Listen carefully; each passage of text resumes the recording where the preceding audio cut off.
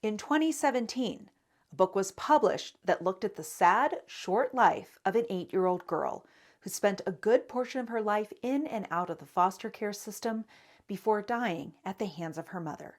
Anna, age 8, The Data-Driven Prevention of Childhood Trauma and Maltreatment, was meant to bring attention not to the deficit of services available, but rather the lack of connection between relevant services. And an initiative, 100% Community, was born. You're watching the Local News Network, brought to you by Pop's Truck and RV and Service Master Restore. I'm Wendy Graham-Settle. It is a way of taking all the different silos of needs that people have and coming together to really address the root causes of issues. My current job is an early childhood coordinator. Of course, we have problems with child care and early childhood services. But then as you start talking to people, well, if they don't have housing, if they don't have food, if they don't have access to health care, behavioral health, everything is interconnected. One of the things 100% Community does is to identify the key services that individuals need and divide them into 2 categories, 5 thriving and 5 surviving at the county level, which might differ from county to county, but often many of the services are the same.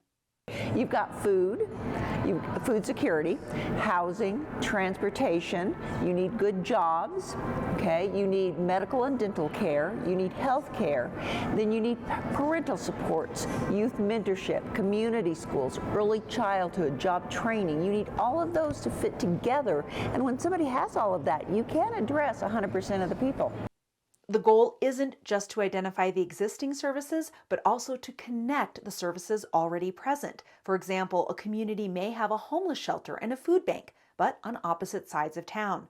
Without transportation, an individual faces that much more difficulty in accessing the services, even though technically they have both services. 100% Community works as an umbrella to bring together all the different organizations providing services, as identified under the 5 thriving and 5 surviving categories, promoting cooperation between organizations and creating resources to make it easier for individuals in need to identify what would work best for them.